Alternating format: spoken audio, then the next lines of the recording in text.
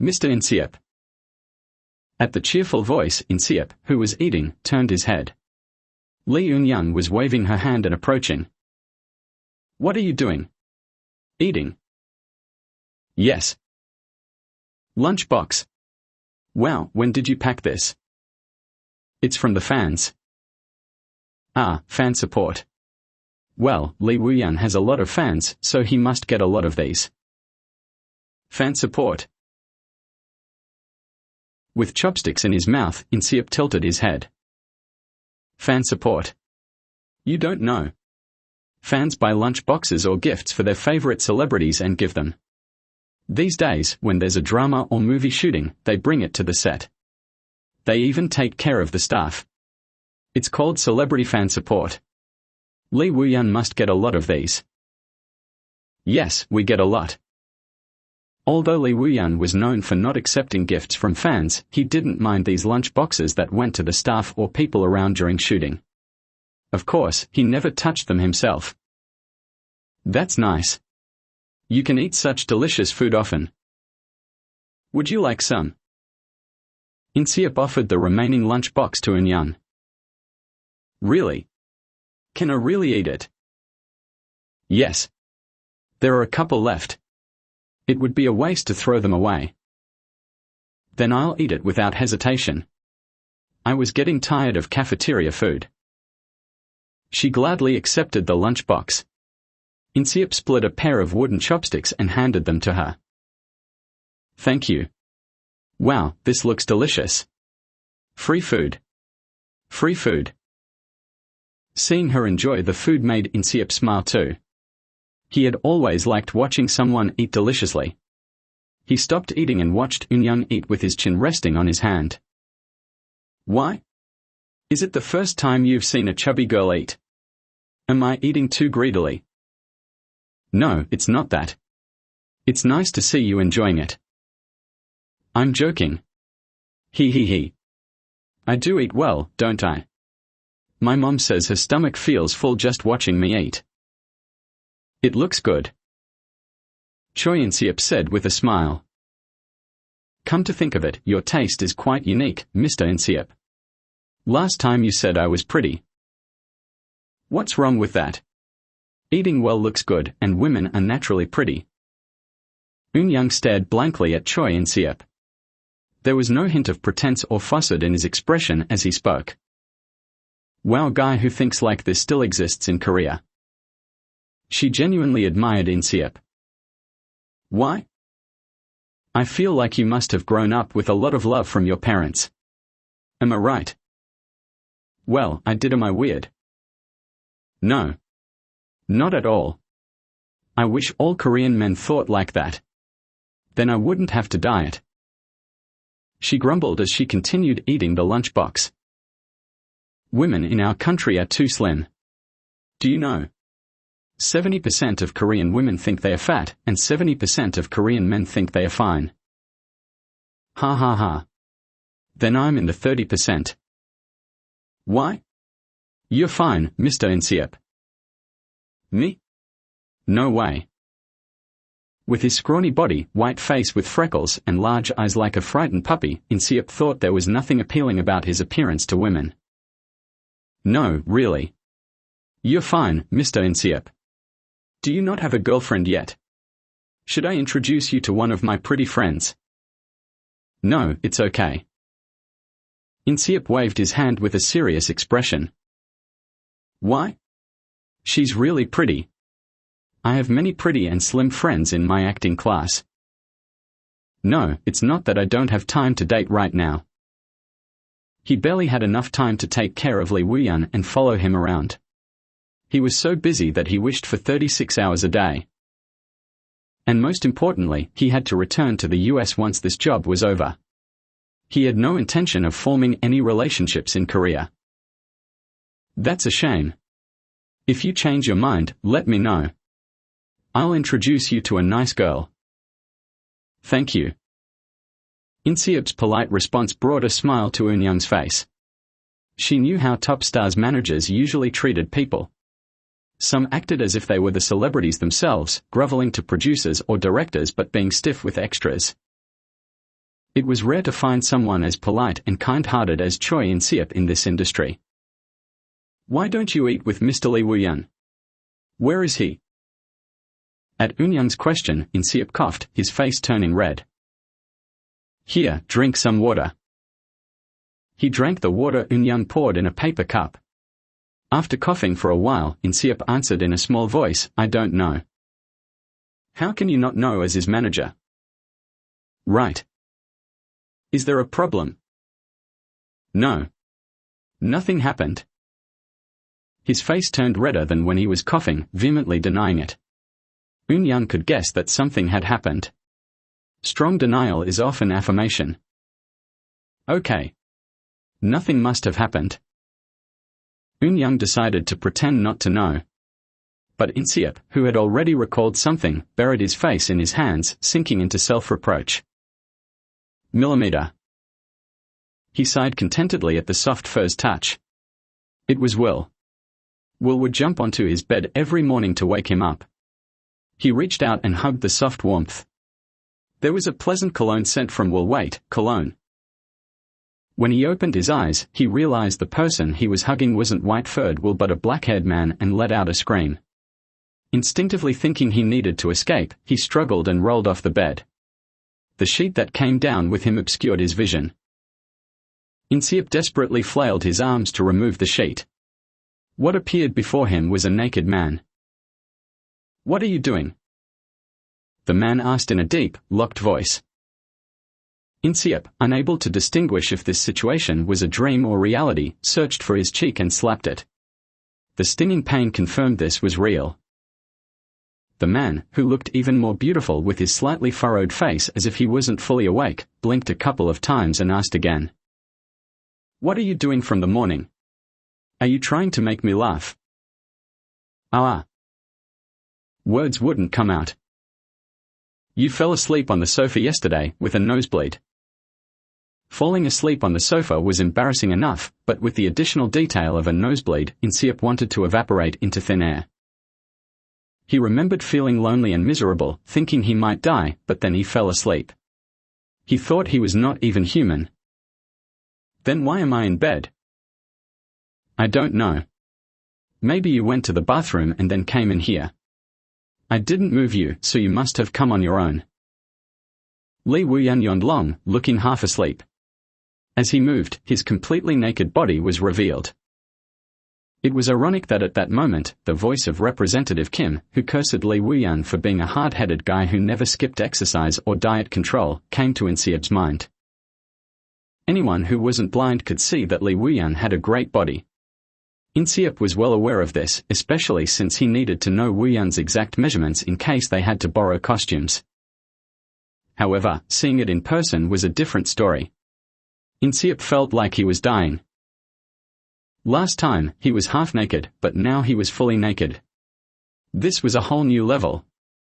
It was like crossing the river to avoid a tiger only to meet a leopard. No, wait, aren't tigers and leopards the same thing? What proverb fits this situation exactly? What use are proverbs right now anyway? Lee Woo-yeon was lying naked in front of him. "Are you okay? It seems your nosebleed stopped." "What? Oh, yes." In-seop fumbled with his nose and removed a tissue stained with dried blood. Watching this, Lee Woo-yeon chuckled softly into his pillow. In-seop's face burned with embarrassment. According to his plan, he should have stayed by Woo-yeon's side inconspicuously, uncovered his true double-sided nature, and then quietly got fired and returned to the US. Getting entangled with Woo-yeon like this was not what In-seop wanted at all. He was now going to be remembered by Woo-yeon as the manager who fell asleep on the sofa with a nosebleed. No, wait, there was also the lake incident, the bathroom pervert incident, and getting caught crying on the rooftop recently. And now he was seeing Woo-yeon naked from under the bed. It was hopeless.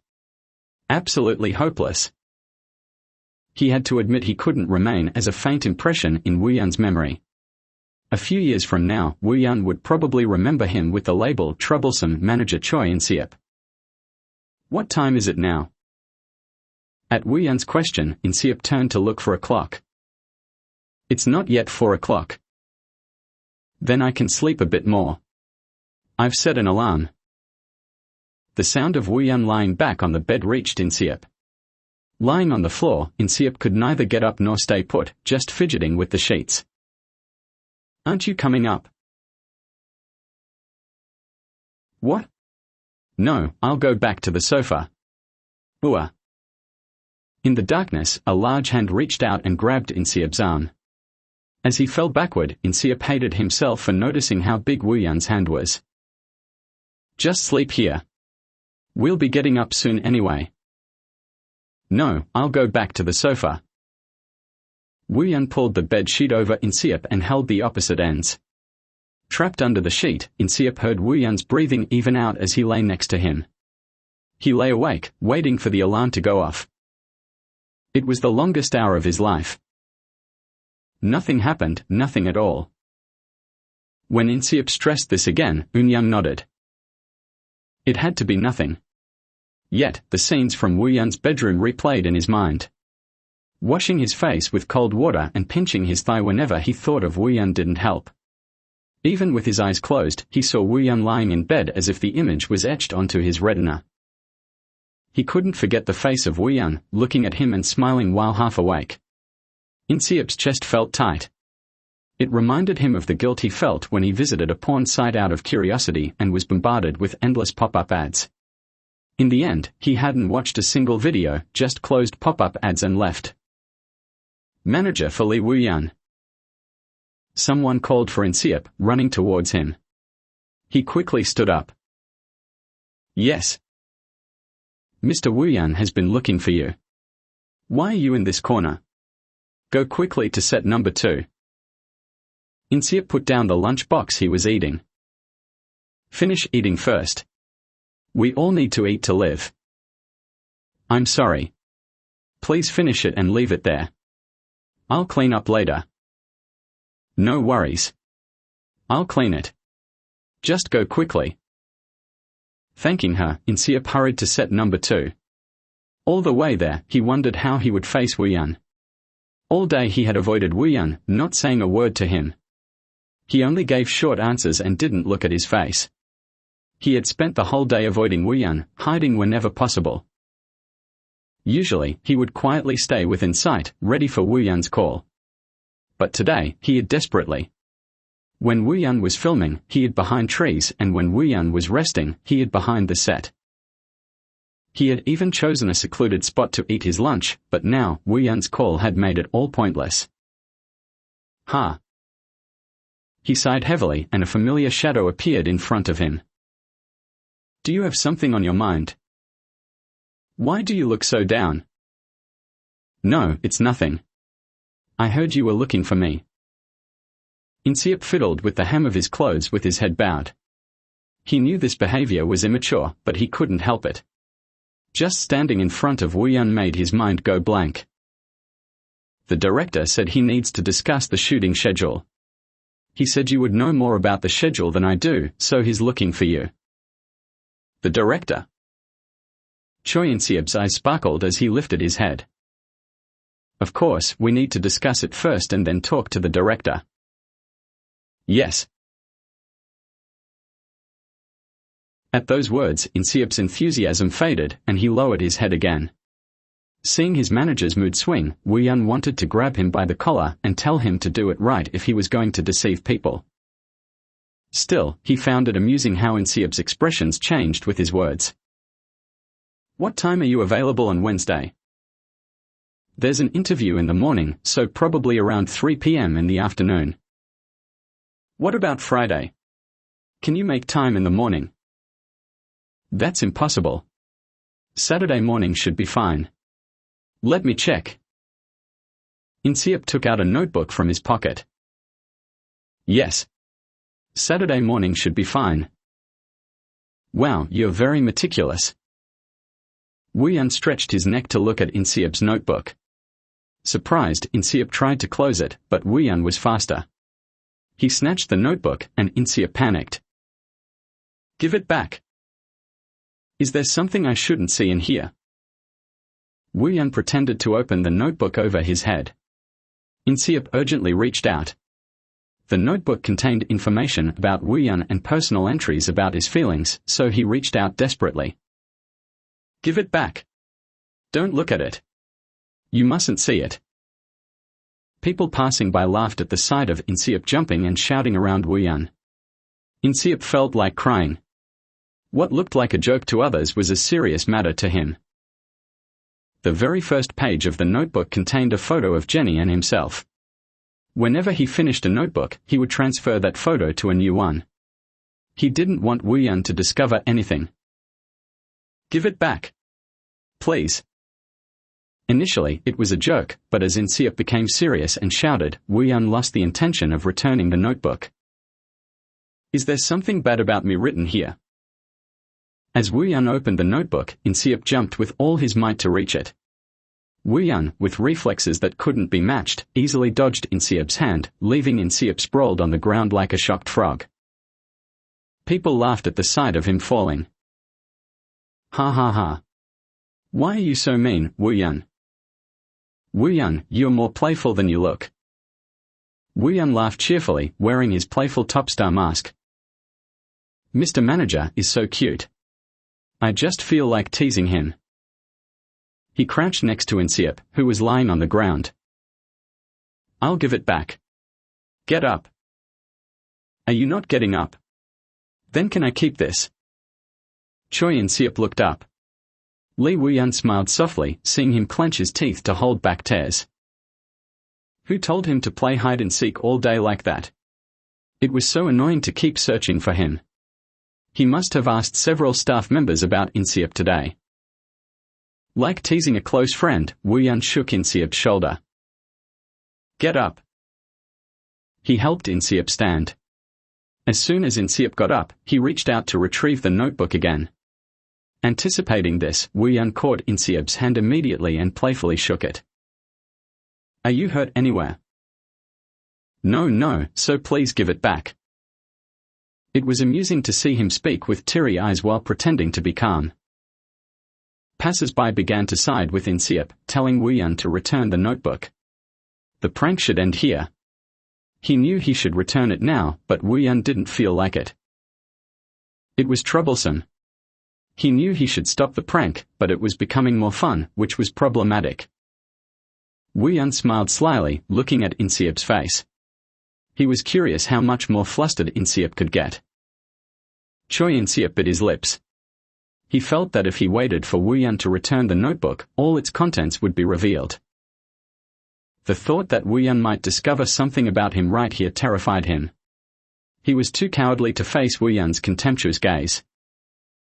When Wu Yun's large eyes, filled with fear, glared at him, Wu Yun stopped smiling. Again, that heavy, warm lump of emotion crawled from his stomach up to his throat. Inseop threw himself at Wu Yun with all his might. It was do or die. Ooh. The unexpected counterattack caught Wu Yun off guard. He hadn't anticipated his normally docile manager would throw himself at him.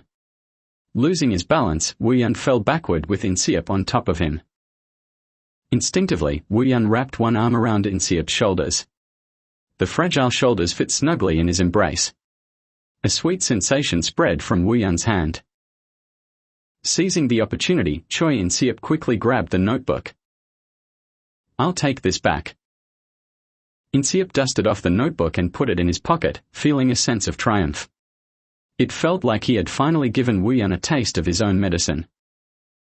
Indeed, Wu Yun looked up at him with a bewildered expression. Inseop reached out to help him up. Get up. He felt good. For the first time since coming to Korea, he felt he had the upper hand over Wu Yun. Wu Yun's hand. However, that sense of superiority didn't last more than 3 seconds. The color drained from Inseop's face as a coordinator beside them shouted in horror. Under Wu Yun's hand, which was pressed to the floor, a pool of red blood was spreading. It seems I got a little hurt. Wu Yun waved his hand dismissively, downplaying it. Blood droplets scattered on his clothes. It seemed his hand had been torn when he fell. Though not deep enough to expose bone, the cut was deep enough for significant bleeding. I'm fine. Wu Yun said, smiling at Inseop. But Inseop didn't hear those words. He stared blankly at the blood flowing from Wu Yun's hand, his face pale as if his own hand had been cut off. An assistant director who had rushed over frowned as he examined Wu Yun's hand. Blood was oozing non-stop from the jagged wound. "Can you move?" "Yes." Wu Yun moved his fingers one by one. Blood trickled down his fingers, staining his sleeve. Another assistant arrived with a first aid kit. As Wu Yun disinfected the wound and applied ointment, he didn't flinch once. "Ah, it must hurt a lot. Are you really okay?" The assistant wrapping the bandage asked with a worried face. "Yes. It's nothing." "Isn't there a horseback riding scene today?" Instead of answering, Wu Yun glanced at Inseop. As expected, Inseop's face had turned ashen, as if he might collapse at any moment. He looked like someone whose throat was being squeezed. Until the bandage was securely wrapped around the wound, Inseop stood silently, watching. "I'm sorry." It was the first thing Inseop said after standing silently in distress. "For what?" Because of me. Struggling to get the words out, Inseop swallowed hard and continued. "Because you fell and hurt your hand because of me, I'm really sorry." "Is that so?" Wu Yun replied cheerfully, looking at his bandaged hand. "I'll accept any consequences for this incident." Choi Inseop seemed to think he would be fired for this. Wu Yun felt a bit irritated. He thought Inseop was more concerned about getting fired than about his injured hand, which brought a hot wave of displeasure from his stomach to his throat. "Consequences? Why would you say such a thing? That's upsetting." Wu Yun frowned slightly as he spoke. "Do you think I'd fire my manager over something like this?" Trying to put his hand in his pocket, Wu Yun let out a groan of pain, causing Inseop to look at him with concern. "Are you okay? Should we go to the hospital? Should I call the CEO? Does it hurt a lot?" Seeing his pain causing such concern in the other, Wu Yun felt a strange satisfaction. "It doesn't hurt much. I can bear it." "I'm sorry. I'm really sorry." "No, it was my fault for playing too rough. I'm sorry. I'm just glad you're not hurt, Mr. Inseop." With a generous smile, actor Lee Woo-yeon spoke, moving everyone around him. They were used to seeing celebrities yell at their managers for even the smallest mistakes. Lee Woo-yeon was a miracle for those working on set. Choi Inseop, who had caused him to get injured, felt uneasy. Soon, the director, having heard the news, came running over. "What happened?" "It's nothing, director." "Nothing? With your hand like that, can you film today? How did this happen?" The director raised his voice and Inseop flinched. As he tried to step forward, Woo-yeon stopped him. "I just fell on my own." "You should have been careful. Can you still ride the horse?" "No, it's not just about riding the horse."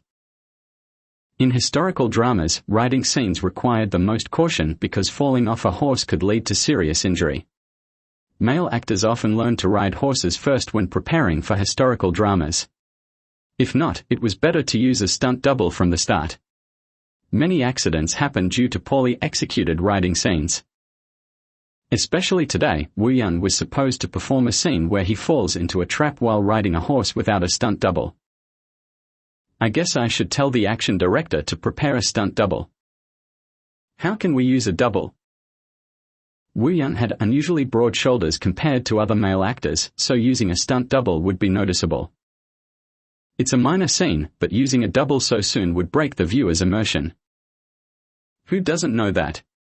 But with your hand like that, how can you film the scene where you fall off the horse today? Woo-yeon glanced at Inseop, who was standing beside him. His expression was worsening, as if he might collapse any moment. Leaving him like this would be troublesome. I'm fine, director. What if you get hurt? Just use a stunt double today. Are you planning to stop filming after today? If it were anyone else, it might not matter, but if Woo-Yun got injured, it would disrupt the entire filming schedule. With the airing date fast approaching, that was something that absolutely couldn't happen. Precisely because we're not just filming for today, we shouldn't use a stunt double. Ah, seriously. The director held Woo-Yun's hand and inspected it. You're really okay? If it seems too much, we'll postpone the shoot. Postponing the shoot would be a disaster for the staff and the other actors. It's just a bit of a skin tear. It stings a bit, but it doesn't affect my movement. If that's the case, then fine. Although the director still looked doubtful, Woo-Yun smiled softly to reassure him. When the director left to prepare for the shoot, In-seop lowered his head again and apologized. I'm sorry. I already answered that earlier. It's fine. Could you help me with my jacket? In-seop quickly took Woo-Yun's jacket and held out the sleeves for him. As the fabric brushed against the wound, Woo-Yun deliberately winced slightly. Seeing this, In-seop panicked and kept asking if he was okay. Looks like I'm being punished for teasing my kind manager. No, it's just a... In-seop's spirits were visibly low. It was as if he had invisible ears and tail drooping down. Woo-Yun found it amusing that In-seop was so deflated because of him. He suddenly thought it might be okay to get hurt occasionally as long as it didn't interfere with work. It would be a bad habit to develop, though. What's up with your hand now? Kang Youngmo, passing by, noticed Woo-Yun and commented.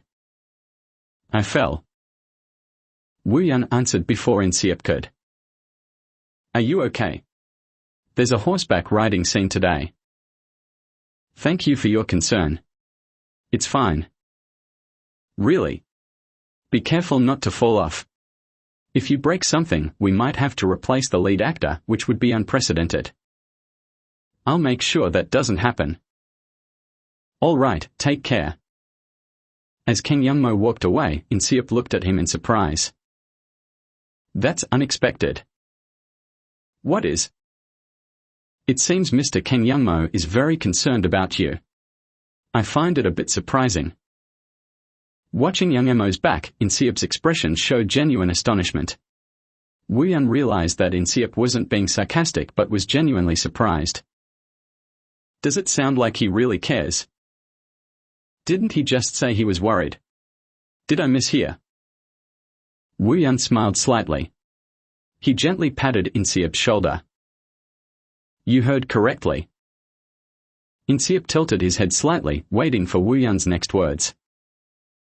What about you, Mr. Manager? Are you worried about me? Woo-Yun asked, raising his bandaged hand. Guilt and conflict flickered in In-seop's large eyes. He had caused Woo-Yun to fall and hurt his hand, and today they had to film an important scene. Of course, he was worried. But did he have the right to say he was worried?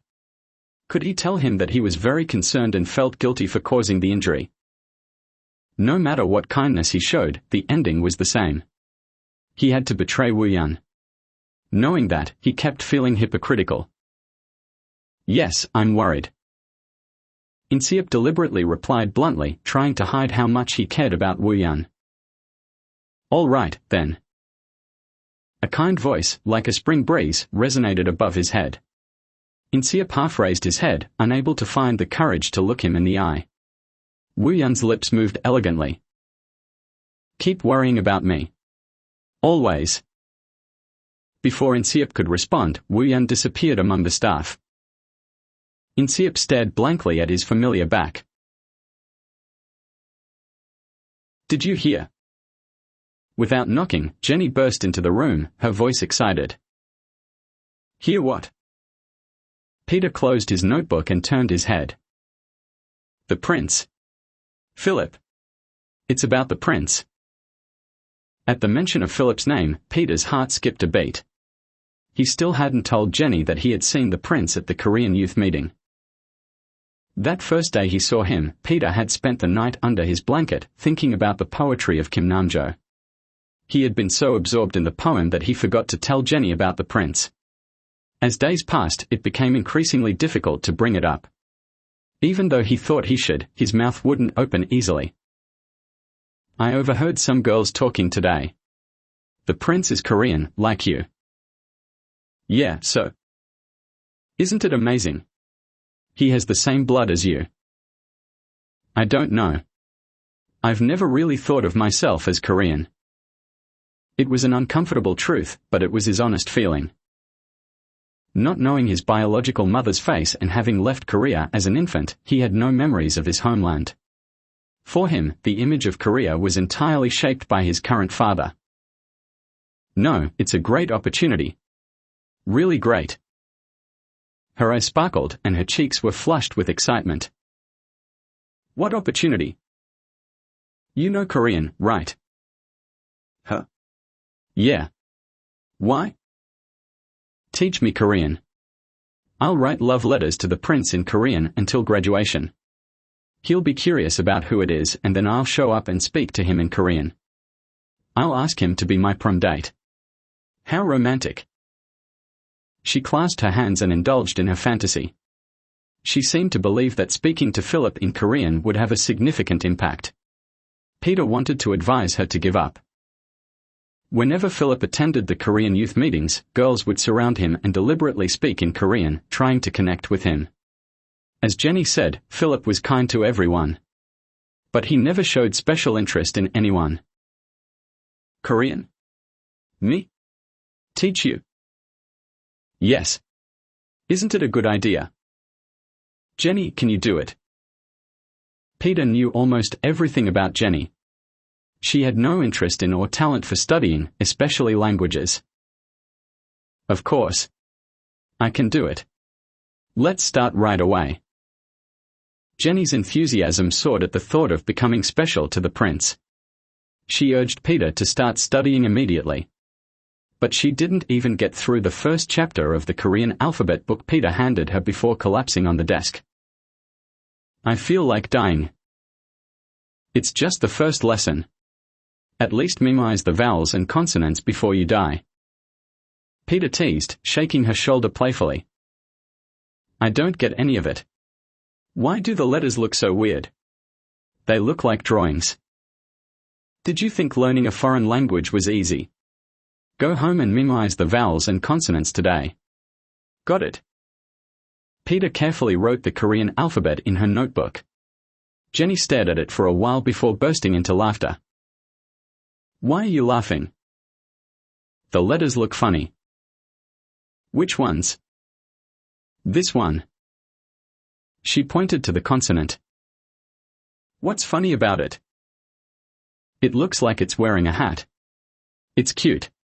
It also looks like a flower. Peter had never thought of it that way, but now he saw that it did look like a person wearing a hat. Maybe I'll fill my letters to the prince with that letter to show him my heart is like a flower garden.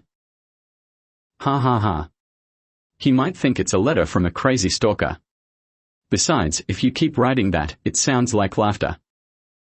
Peter mimicked the sound of laughter, making Jenny laugh too. Their laughter spilled out of the room and into the hallway, bringing Peter's mother into the room. What's so funny in here? Nothing, Mom. Peter waved her off, still grinning. Jenny, would you like to stay for dinner? Peter's uncle is visiting, so we are having a Korean dinner. I'm not sure if you'll like it, but would you like to try? No, thank you. I need to go home. My mom's making dinner for me. Both Peter and his mother knew it was a lie, but they said nothing. All right, maybe next time then. Yes, thank you. Jenny smiled brightly and stood up. See you tomorrow, Peter. Yeah. Do your homework by then. Peter handed her the notebook. Jenny, looking weary, saluted playfully. After seeing her off, Peter helped his mother prepare dinner. Jenny's depression returned the next day.